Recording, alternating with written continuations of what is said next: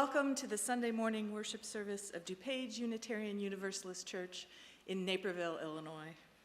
I am Kelly Trombley-Freitag, a member of your Board of Trustees. We are so glad that you are here, whether you are present in the sanctuary this morning or watching remotely. It is so good to be together today. We welcome you to our church and invite you to get to know us better after the service. To keep us all as safe as possible, we ask that you remain masked. Those of us on the chancel will remove our masks to speak from the microphone.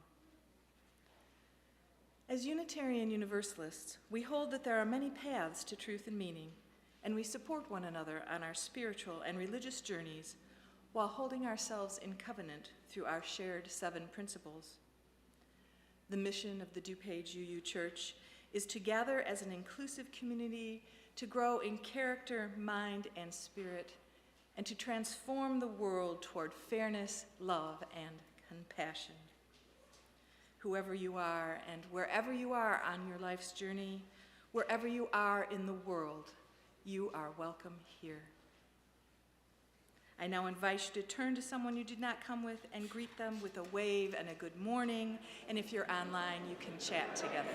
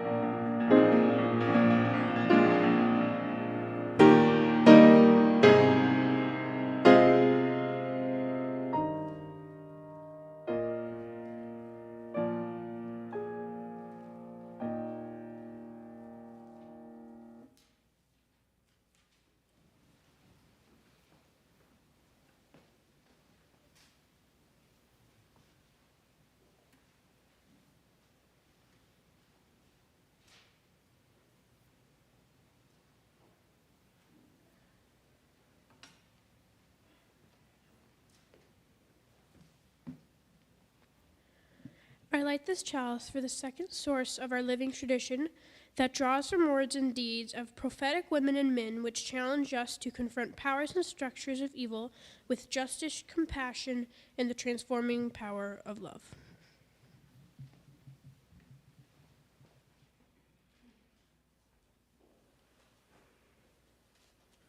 Welcome to this place of love, of communal flourishing. We enter this worship space to open our hearts, to expand our minds, and to see the sacred within one another. Come, let us worship together.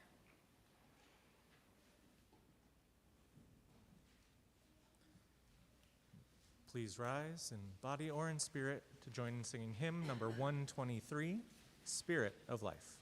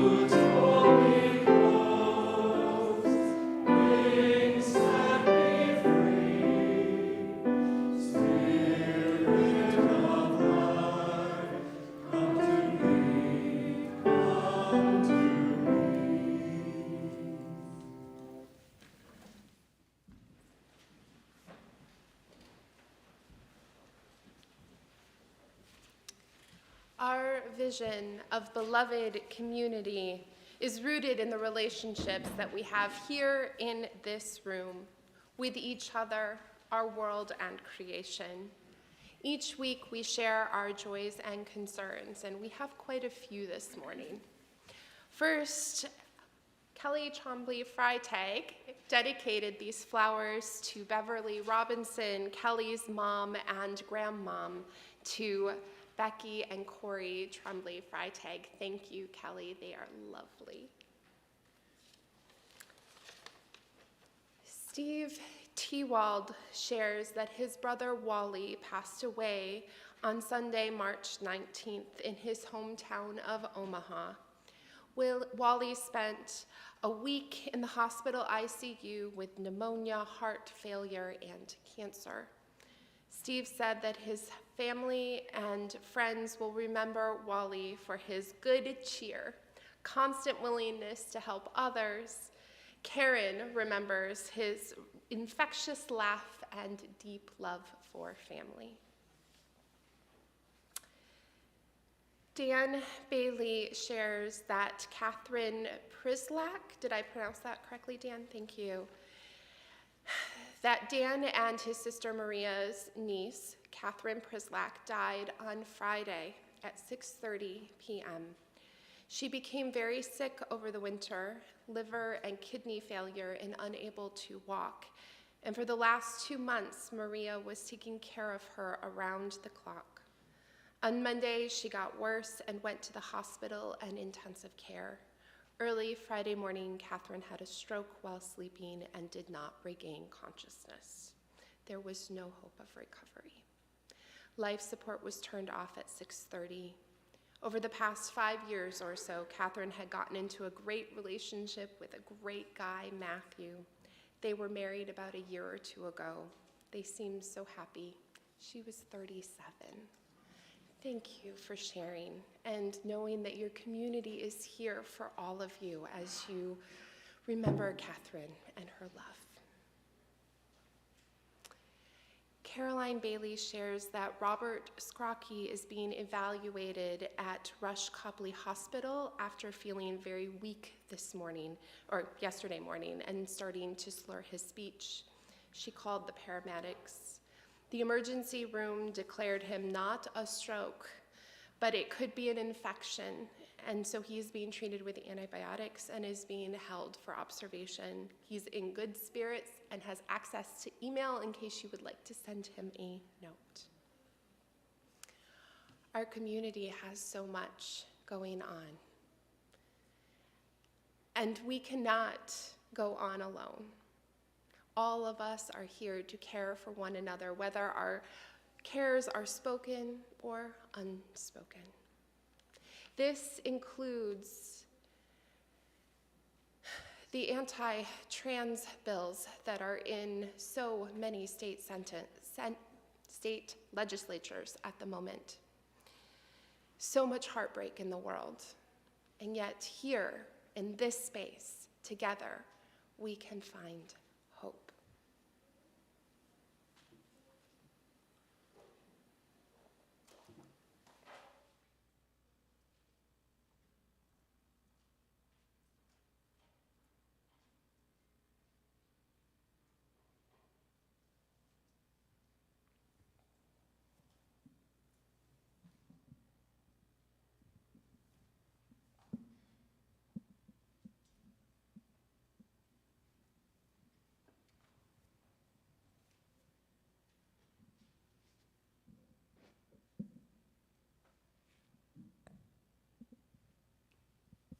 Three years ago, our lives changed.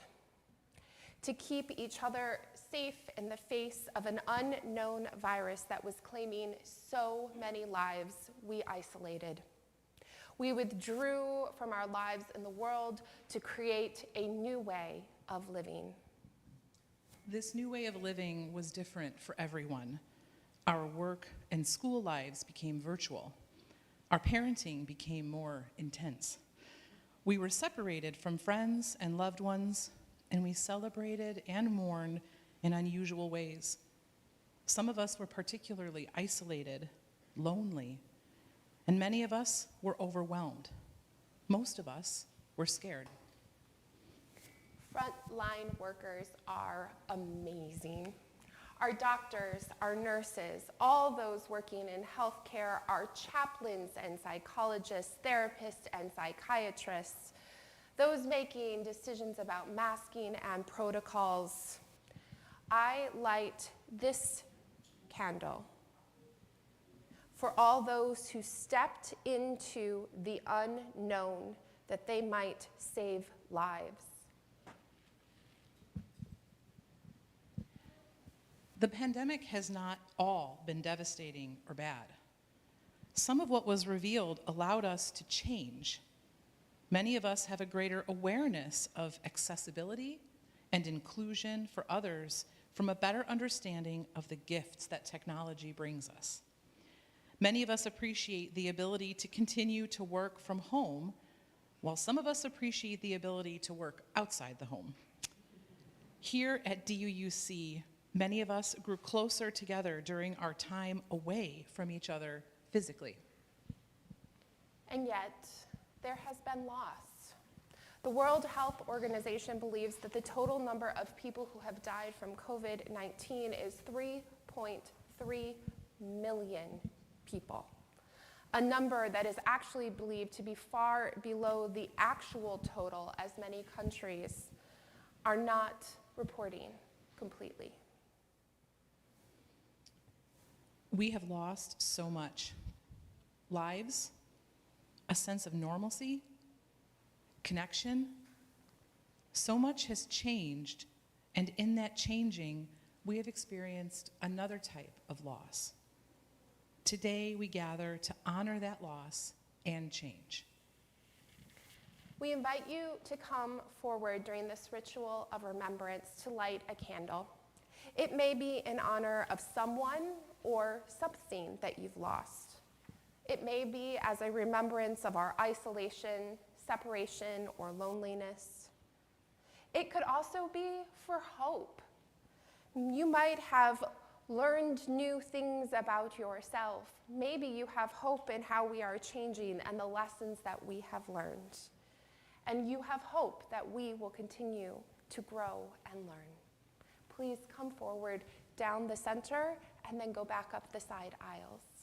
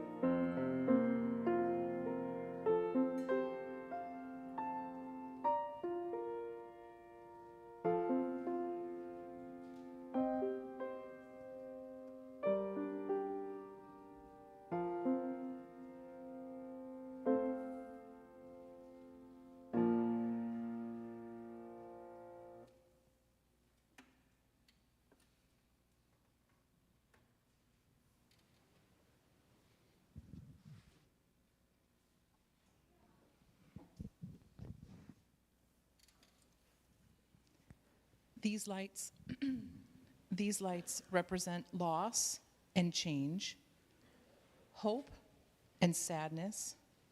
These lights are not alone.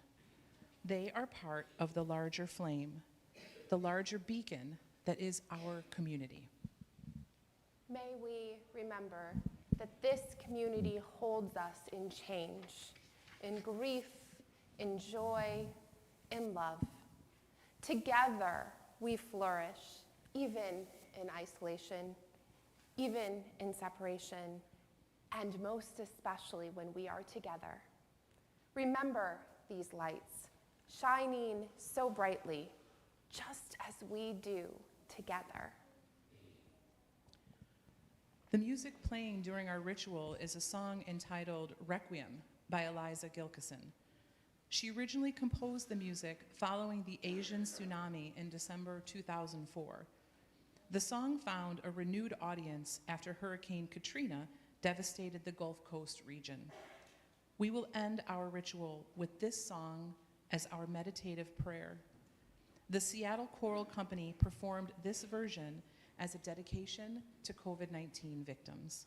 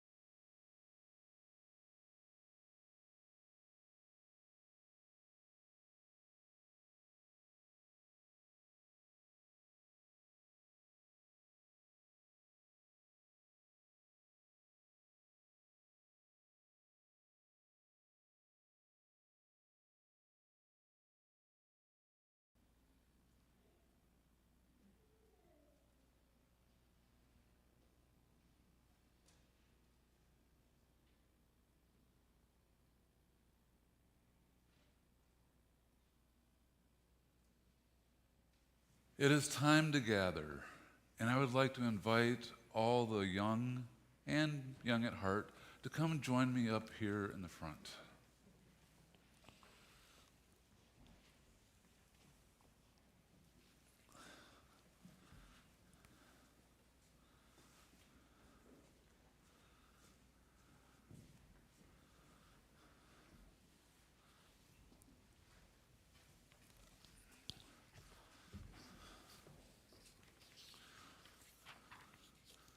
So I want to tell you a story about one of the most accomplished and fabled tribes of Africa.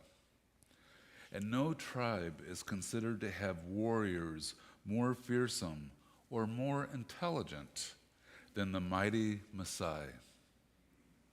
It is perhaps surprising to learn the traditional greeting that passes between the Maasai warriors.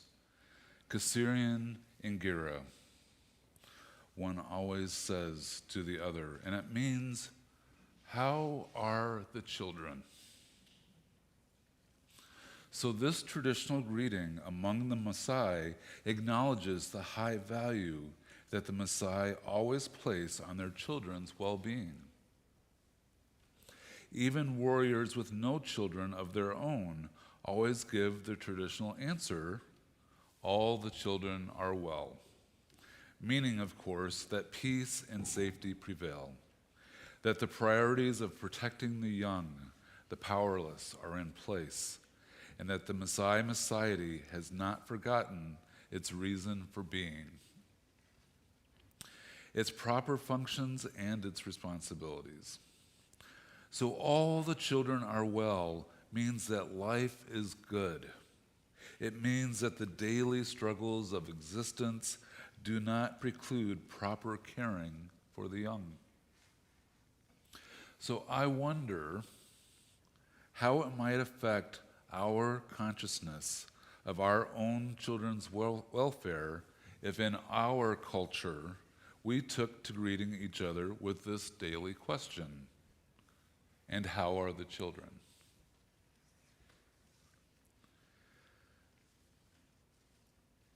I wonder if we heard that question and passed it along to each other a dozen times a day, would it begin to make a difference in the reality of how children are thought of and cared for in our own country? I wonder if every adult among us, parent and non-parent, felt an equal weight for the daily care and protection of all of our children in our community, in our town, in our state, in our country. Could we truly say without hesitation, "The children are well"? Yes, all the children are well. What would it be like if religious leaders began every worship service by answering the question, "And how are the children?"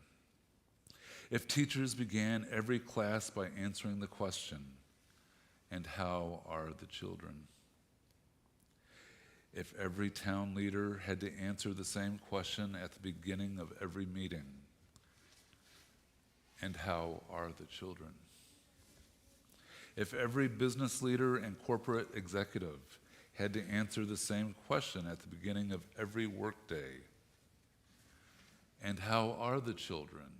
Are they well?" Wouldn't it be interesting to hear their answers? What would it be like? So I want to take a little bit of time here to ask our children, how are they doing? So I'm wondering if during the past 3 years, when we had the pandemic and we had to not go to school for a little while and not see somebody or see your friends, how was that for you? Ezra? I liked it a little because I got a pretty big day off. You liked it because you got some time off. You got to spend time with your family. Yeah. So there were some good things. Ellie? I would say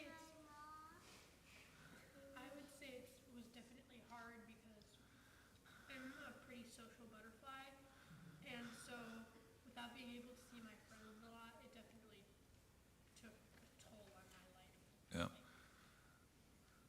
Max? COVID was still really a thing, and when we had to go back to school, we had to wear masks. Being in PE sucked. I don't go to school and wear masks. So Max said having to wear masks for PE was really tough.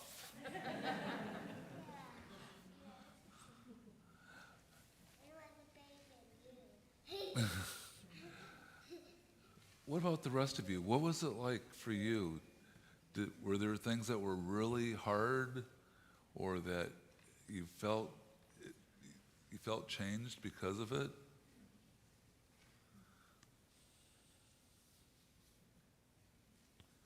Sophia. I moved to a different town in the middle of the school year, so I didn't have a teacher.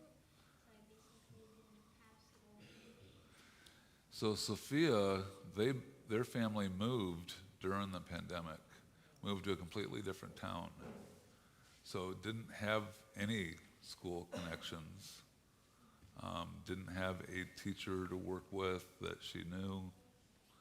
Yeah. How did it feel once you were able to go back to school or start school?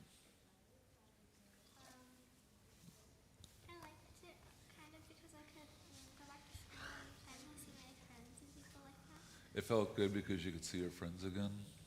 Yeah. Do you feel changed? Do you feel like something has really changed from before to where it is now?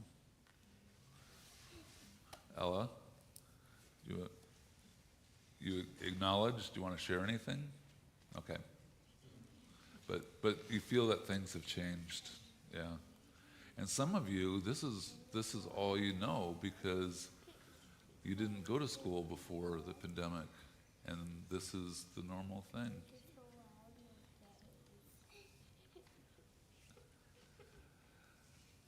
So, if I were to ask you, how are the children? What's your response? You think you guys are doing all right? All right. And how are the children?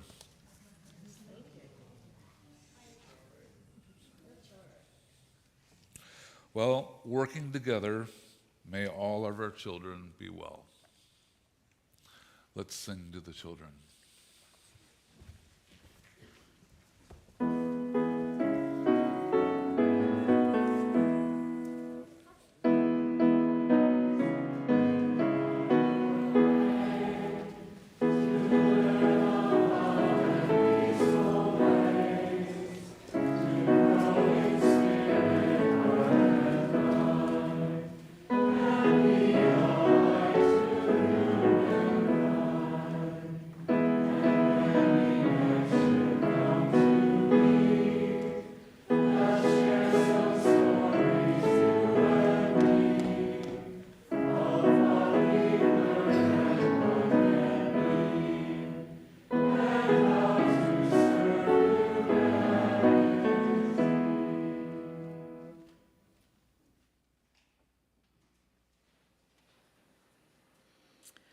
Giving of our treasure is how we reciprocate the many gifts we are given by this community. Your contribution supports the programs and operations of DuPage UU Church. Giving is also how we live our values in the world. Each month, we share our offerings with an organization nominated by the congregation and selected by the special offering team. In March, our special collection will benefit Riverwalk Adult Day Services. This organization provides a safe, social, and stimulating environment for adults in need of daytime care. Participants enjoy activities, meals, and social time with friends, trained staff, and certified nurses on site. And their caregivers receive respite care that makes it possible to continue caring for them at home. DuPage UU Church has been supporting Riverwalk Adult Day Services since its founding in 1983. We were one of 15 religious institutions that came together nearly 40 years ago now, to offer this support to our community. This offering is given and received in a spirit of generosity and gratitude.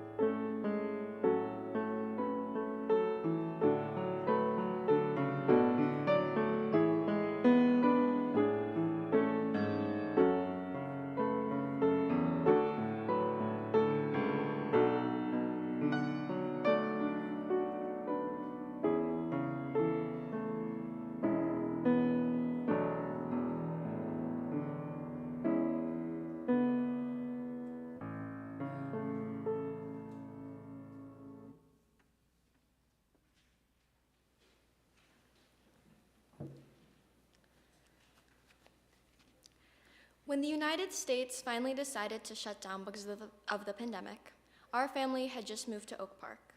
I had just started middle school and had not quite made any friends yet. We were living next to the highway, and the eeriest part of it in my mind was the silence. No cars, no sirens. And I guess for me as a middle schooler, the first thing that flew through my mind was, this is gonna be exciting. I don't have to go to school anymore. I just stay away from people and stay in my house and not get sick. Contrary to a lot of others, fear was not the first thought in my mind. And it wasn't just because I was a child. In this period of moving halfway across the country, I had just gone through a huge period of change that hadn't quite settled yet, so it was easy for me to get used to another one.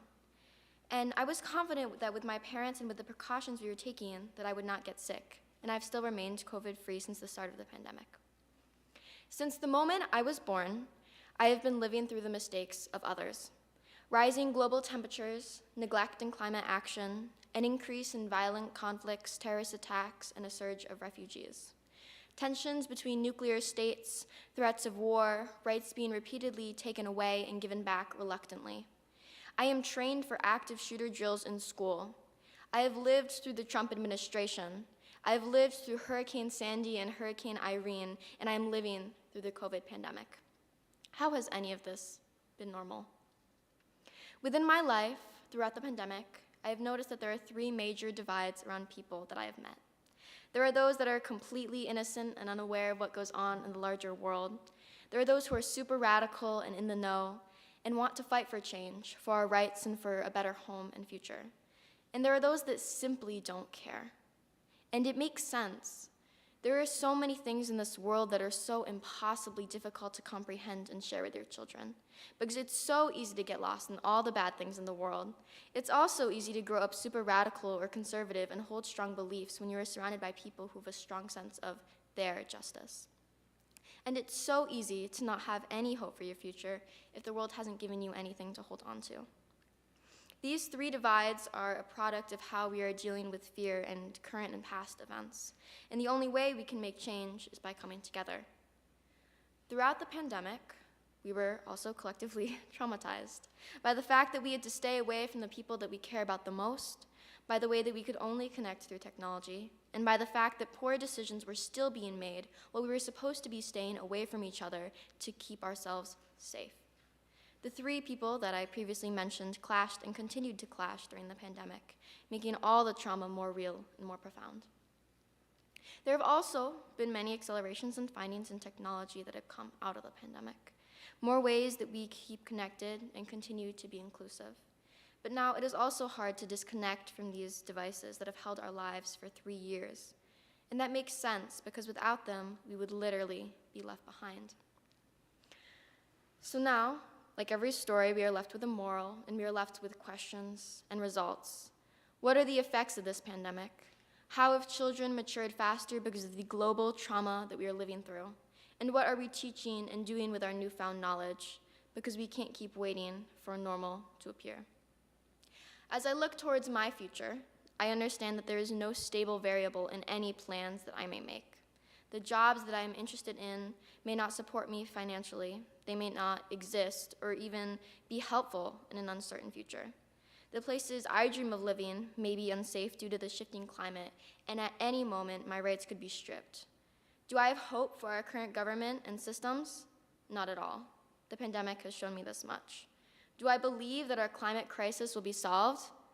Never, if there are humans on this planet who rely on capitalist systems. I cannot afford to be scared, because the situations that I have lived through have kept me numb, and if I let that fear overtake me, there is no point in living. The hope that I have is held in communities connected to nature, who teach radical empathy and have difficult conversations, communities who hold space for grief and joy, who protest racism, greed, and transphobia. I have hope in communities who are willing to change and adapt in an ever-chaotic world. I have hope in myself, because I have been taught and shown to use the knowledge I have gained and to share from the experiences that I lived through. I hold hope in the cycle of rebirth.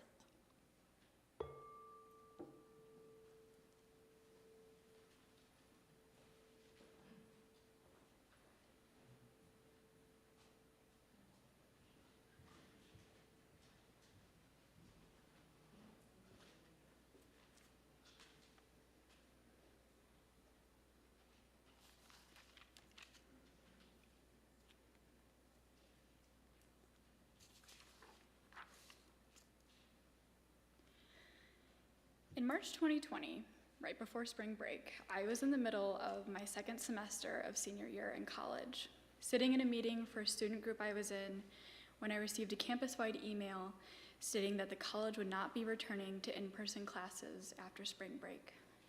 The email went on to say that classes would be virtual and that all students who were able could not return to campus and needed to stay home for the rest of the semester. My first reactions were shock, surprise, and anxiety. And following that, I thought, how am I going to keep seeing my therapist? That evening, I started preparing to finish my college experience off campus, distanced from my friends, and switching to virtual classes. My whole life had suddenly veered in a different direction, and I had no idea what even the next month was going to look like. After finishing my classes and exams remotely, I received my bachelor's degree in May 2020 and finished my research project that summer from home. Once that ended, I had to try to find a job in the midst of a global pandemic. I kept in contact with my friends from college as best I could, and we supported each other when and where we could through the uncertainty and fear. In between job hunting, my mom and I started a hobby called magnet fishing as a way to get out of our apartment, and I volunteered with West Suburban Community Pantry as a way to support my community. I'm grateful to have received a job offer in December, which I gladly accepted. My mom tested positive for COVID-19 on December 30th, 2020, and I tested positive a few days into January 2021. There wasn't a vaccine at this point, so the best we could do was ride it out. My mom was significantly sicker than I was, and it was terrifying. We were hearing stories of people having to be put on ventilators and how almost none of them recovered and survived. The death rate was horrifyingly high, and hospitals were quickly reaching capacity. I recovered fully from COVID-19 by the end of January and started my first job out of college. My mom, on the other hand, developed long COVID and could no longer work. The next 1.5 years felt like a blur. In that time, my life fundamentally, irreversibly changed. I didn't have a normal to go back to. It's so complex, it's hard to put it all into words. I became a caregiver for my mom when it had been the other way around for the majority of my life. I became the breadwinner of my family since I was the only one who could work. I had to become more self-reliant. I couldn't see my friends in person. I had plans to travel after I graduated, and then suddenly I couldn't do that. My early 20s have been defined and shaped by the pandemic and COVID-19. I feel like my growth as an adult has been thrown off course. I had to grow up fast in some ways, and in others I feel a little behind. My mom's health thankfully started to improve within the past year, and I'm happy to say she is doing much better today, although we still live with the impact of COVID. The COVID-19 pandemic and lockdowns is one of the most traumatic events I've lived through so far, and I'm now beginning to process how much it affected me, my relationships, and my future. On top of everything I just talked about with the pandemic, over the past year or two, I've noticed focus and discussion of the pandemic has waned within the general public. Now, instead of hearing about COVID-19 death rates, vaccines, and boosters in the news, I hear about the wanted genocide of trans people, the attempts to dismantle our democracy, and the spewing of hatred for anyone not part of the far right's normal. I'm scared, truly, genuinely terrified about the transphobia, homophobia, misogyny, bigotry, Christian nationalism, and fascism in our country. Again and again, I hear about conservatives and the far right wanting to destroy democracy and oppress people who are different. Part of me has hope that over the next few local, state, and federal elections, we will be able to curb this onslaught. Another, bigger part of me is bracing for the full extent of the damage that will be done. How many more children will be killed due to gun violence? How many more trans people will be murdered? How many more LGBTQ+ kids will die by suicide for not being able to live their truth? How many more women, girls, and pregnant people will turn to coat hangers, only receive an abortion once they are septic, or be forced to birth a child when they themselves are children? I'm also tired. I have my whole life ahead of me, and all I can see in the future right now is a long fight for my and others' basic human rights. I don't want to live like this. I don't want to have to rent for the rest of my life because I can't afford to buy a home. I don't want to work jobs that barely pay me enough to survive. I don't want to have to worry about health insurance and whether or not I can afford to go to the doctor. I don't want to read the news and find out another Black person has been murdered by the police, another Christian or Catholic leader has been exposed as a pedophile, or another project has been approved that negatively affects our environment and destroys what little we still have. All I want is to exist peacefully and without fear. This is not a difficult request. To live my life and my truth without threats of violence, dehumanization, and death. I want to do more than survive.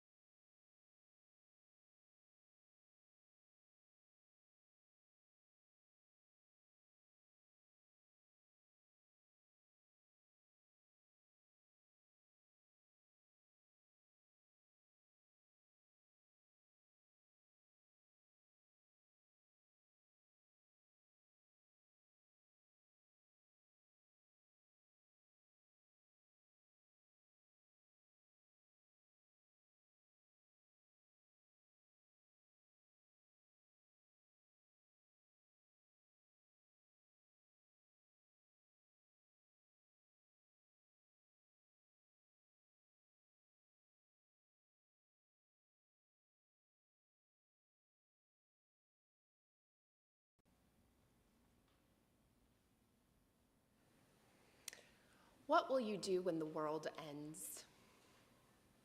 What did you do when the world ended? The pandemic was just a small version of the world ending. We reached an apocalypse. Now, the word apocalypse is often used in combination with destruction, complete, total, mass destruction, annihilation, end of the world, end of humanity, extinction, and maybe zombies. Often, when I hear the word apocalypse used, I find myself saying, I don't think that means what you think it means.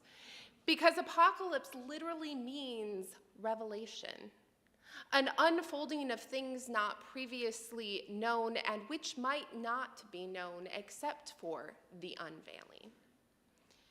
The word has its roots in the ancient world when Jewish scholars began writing apocalyptic literature, which the early Christians then took up writing. It came from a time when upheaval was second nature to the people of the Middle East. When we think of the book of Revelations, it was prophetic literature meant to reveal the dangers of the Roman Empire. The pandemic was a revelation, an apocalypse for us.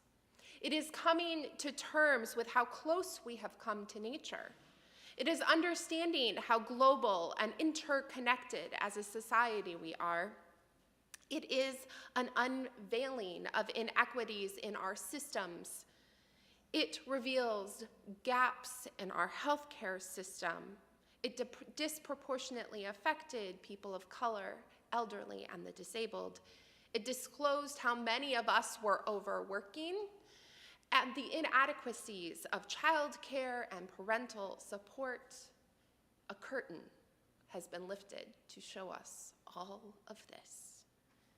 And like all revelations, it's continuing to teach us. We find ourselves emerging into this not quite yet post-pandemic era with new understandings.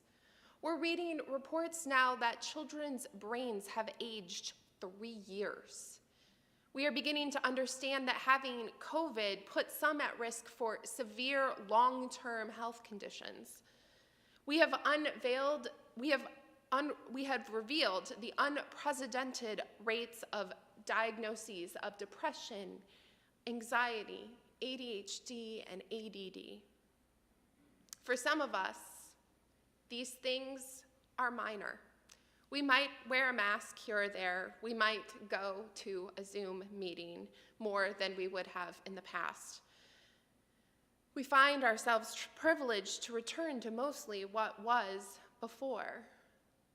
But for a larger group of people, there was not a normal to begin with. As Luna and Jenna spoke of their reflections, they have been living in a time when there has been anything but normalcy thanks to climate change and political instability. We are not returning to normal. They are not returning to normal, and we shouldn't.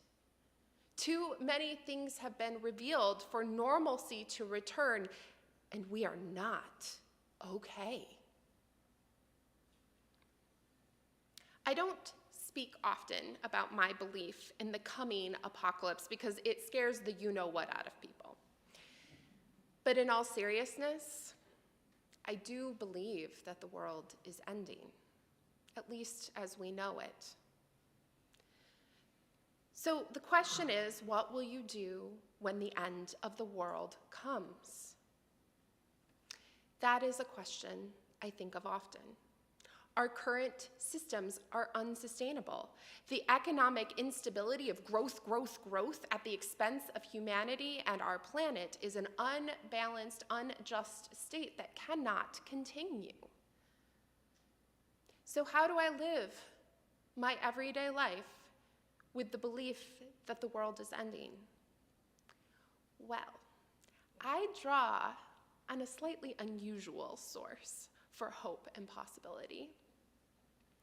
Afrofuturism is a form of science fiction and fantasy literature first given to us by the amazing Octavia Butler and continued by such amazing Black women, some of whom are queer, like Nnedi Okorafor, N.K. Jemisin, Adrienne Marie Brown. They provide an alternative for how we might view this end of the world. It's not idealistic. There's no utopia. Their new visions for this new world are gritty, they're realistic, and they're so very human. The work, inevitable loss, grief, and heartbreak that an apocalypse would bring are a very real part of their writings, and yet their writings are clear about how we must transform the world, how we must transform ourselves if we are to survive. These Afrofuturist writings are woven with the same themes as my own Taoist theological leanings, the cycle of life, death, and rebirth. It makes sense to me that those who will lead us into our future are those who have lived through or are the legacies of apocalypse in the form of slavery, oppression, and despair. Our future is found with those who, in the midst of what humankind can do, can find a future still and lead us to it. The strength I see in Luna and Jenna's reflection is the same strength that I see in these Afrofuturist authors. An analysis of power and corruption, the flaws of humanity, and the beginnings of possibility. You see, apocalypse is messy. Apocalypse is chaos. These fabulous writers share this, as do Taoist teachings. N.K. Jemisin, in her Inheritance trilogy, writes of a universal maelstrom, a chaotic mass swirling in the cosmos. This is how I envision apocalypse, as a chasm swirling with the dark unknown. To emerge from apocalypse, I must cross this chasm of chaos, and it will destroy who I once was. But it will not destroy me. It will transform me. In fact, chaos is the taking apart of life only for it to be rebuilt, to be reborn. How do I know that I will not be destroyed in the chaos? There's a gift these Afrofuturist writers give me: community. Not one of those writers have a rugged individual that takes on the powers of the world alone. They all have help, a community that surrounds them with love and fights with them. We have been transformed through the apocalypse of pandemic. We are not the same as we were 3 years ago, but we are not out of the chaos. We are on the precipice that threatens all of us through the 426 bills in state legislatures attacking our trans siblings, to the lies and backdealings of politicians careless of people's lives, and an economy making the rich richer. But lest that sound hopeless, here is power. We can harness the chaos of transformation by holding on to that which is most precious to us, our future. That is our children, our youth, and our young adults. Our years of isolation have shown us that we cannot do this alone. Living our lives into flourishing takes everyone, even if it's distantly. And so the question becomes, what will we do at the end of the world? Living in community, multi-generational community, means we have a superpower. For those of us for whom our future is shorter than our past, we have an opportunity. We can be the first line for our future. We can look into the chaos of that chasm and be the steady presence so our future can fight, so we can help our future fix our mistakes. We can provide this community with our financial resources, our mentorship, our leadership. We can step aside for our future to take charge and lend our strength to them, follow their lead, give the dream of our future to them. We can believe in the power of our children, youth, and young adults. This is the power of community, our multi-generational community, steeped in the flourishing for all. I believe in the power of us. Those Afro-futurist writers give me hope because their vision of the future is a collective vision of a group of people committed to the flourishing of all peoplekind. I know I can face the chasm. I know I can face the apocalypse because I have my people with me. The end of the world doesn't stand a chance against us. So what will we do at the end of the world? I will hold your hand. I will face that chasm of chaos with you. Will you hold my hand as we walk into the abyss together?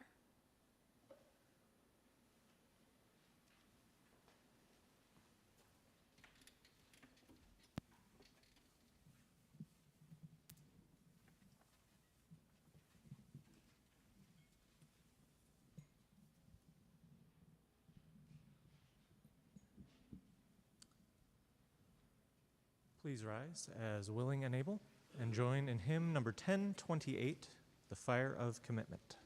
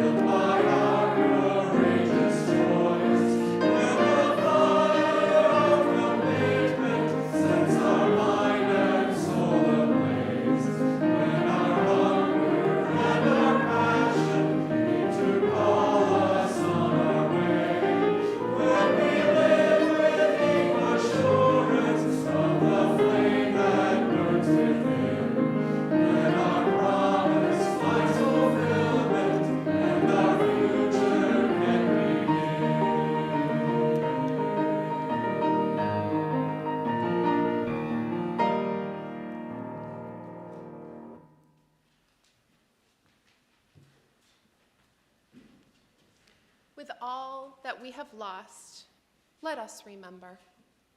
With all that we have learned, let us thrive. With all that is coming, let us come together. You are not alone. I am not alone. Together we can face the onslaught, the chasm of chaos, and we will flourish.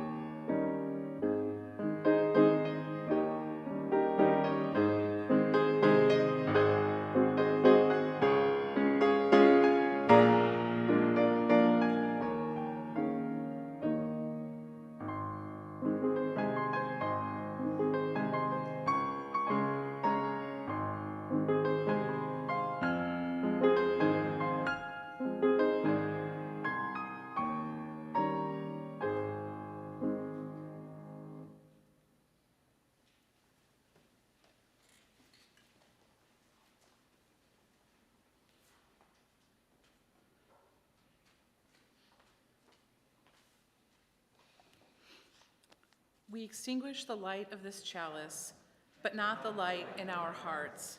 Until we meet again, may the warmth of our community carry you.